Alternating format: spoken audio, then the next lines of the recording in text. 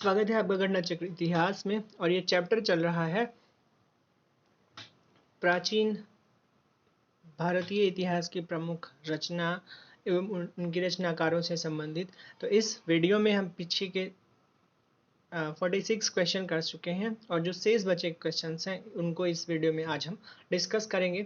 तो चलिए देखते हैं आज का पहला प्रश्न जो है 47 नंबर। इसमें आपसे पूछा जा रहा है कि पंचतंत्र मूल रूप से लिखी गई है, ठीक है ना।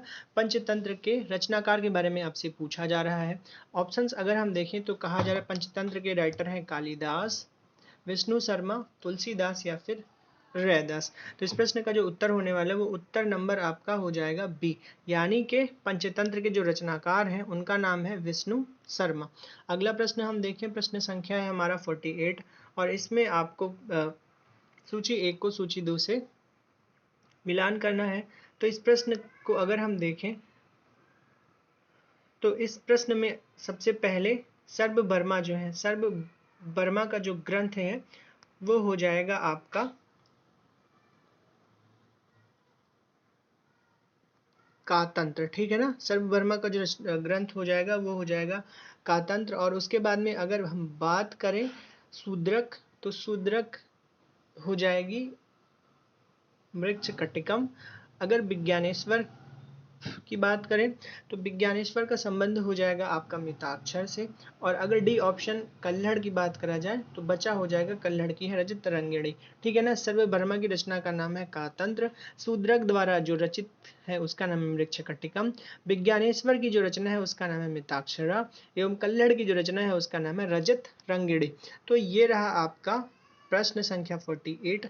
और अगर प्रश्न संख्या 49 की हम बात करें तो इस प्रश्न में हमसे पूछा जा रहा है कि निम्नलिखित में से कौन बीजगणित के क्षेत्र में अपने योगदान के लिए विशेष रूप से जाना जाता है। ऑप्शन है आपका आर्यभट्ट, ब्रह्मगुप्त, भास्कर या फिर लल्ल। तो इस प्रश्न का जो उत्तर होने वाला है वो उत्तर नंबर आपका हो जाएगा सी, यानी कि बीजगणित के क्षेत्र में अपने योगदान के लिए जिसे जाना जाता है वो कौन है, वो है भास्कर। चलिए अगर एक्सप्लेनेशन हम देखें तो हमें यही बताया जा रहा है कि बीजगणित का ज्ञान काफ़ी पहले विकसित हो चुका था तथा आर्यभट्ट और ब्रह्मगुप्त ने कतिपय बीजगणित सिद्धांत प्रस्तुत किए थे। तथापि 12वीं शताब्दी के गणितज्ञ भास्कर, जिन्हें भास्कर आचार्य के नाम से भी जाना जाता है, ने बीजगणित के क्षेत्र में विशेष योगदान दिया तथा इनकी प्रसिद्ध पुस्तक का नाम है सिद्धांत शिरोमणि। यह 4 भागों में विभाजित है जिनमें लीलावती, बीजगणित, गणिताध्याय तथा गोलाध्याय जिसके भाग है। अगला प्रश्न है हमारा प्रश्न संख्या 50 और इस प्रश्न में आपसे पूछा जा रहा है कि गणित की पुस्तक लीलावती के लेखक कौन है। तो लीलावती के जो लेखक हो जाएंगे वो हो जाएंगे कौन, भास्कराचार्य। अगला प्रश्न देखें, आर्यभट्ट थे, तो आर्यभट्ट क्या थे, आर्यभट्ट थे भारतीय गणितज्ञ एवं खगोल शास्त्री। अगला प्रश्न देखें तो अगले प्रश्न में हमसे पूछा जा रहा है कि भारतीय गणितज्ञ ने दशमलव स्थानिक मान की खोज की थी, यानी कि ऐसा कौन सा भारतीय गणितज्ञ था जिसने दशमलव स्थानिक मान की खोज करी थी। ऑप्शन है आपके भास्कर, वाराहमिहिर, ब्रह्मगुप्त तथा आर्यभट्ट।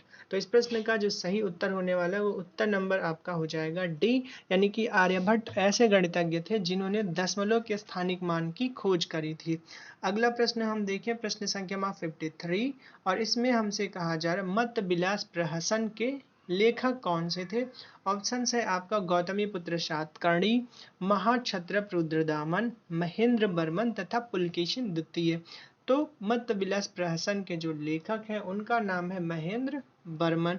एक्सप्लेनेशन अगर हम देखें तो कहा जा रहा है मत विलास प्रहसन एक संस्कृत नाटक है, इसके लेखक पल्लव नरेश महेंद्र बर्मन है। इसमें तत्कालीन सामाजिक एवं धार्मिक जीवन के बारे में विवरण मिलता है। यह एक परिहास नाटक है जिसमें धार्मिक आडंबरों पर कटाक्ष किया गया है।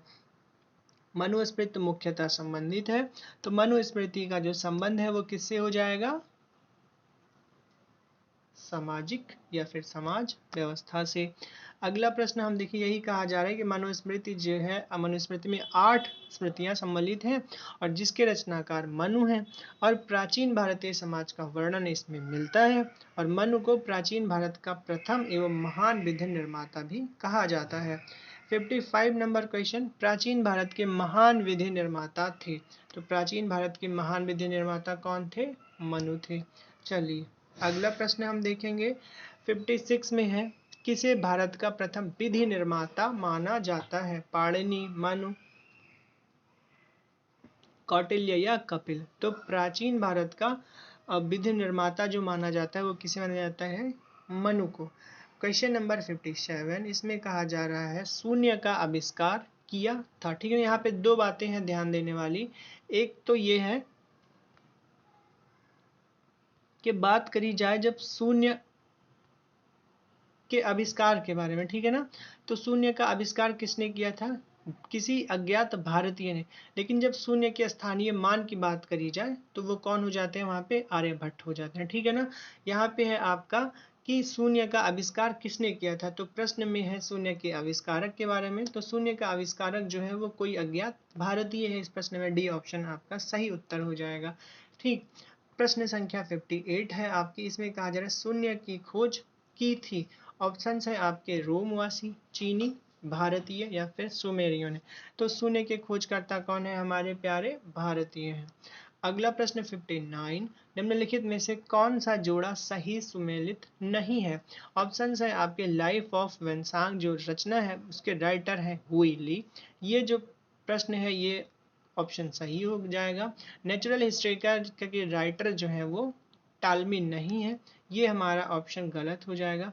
बाकी हिस्टेरियल कप्पी कालीपिकल जो है वो पाम्पेइस ट्रोगस की रचना है, ये भी सही है। तथा हिस्ट्रीज के जो राइटर हैं इनका नाम है हेरोडोटस, ये कथन भी सही है। अगर बी गलत है, नेचुरल हिस्ट्री के जो राइटर हैं वो नेचुरल हिस्ट्री के राइटर कौन है? प्लिनी द एल्डर है, ये रोम के हैं और इस वजह से हमारा बी कथन जो है वो गलत है। बाकी के अन्य सभी कथन हमारे सुमेलित हो जाएंगे। इस चैप्टर का लास्ट प्रश्न जो है हमारा, उसमें हमसे पूछा जा रहा है निम्न में से सबसे प्राचीन वाद्य यंत्र है।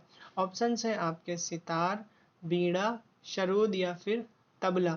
तो इस प्रश्न का अगर उत्तर देखा जाए तो उत्तर क्या हो जाएगा आपका?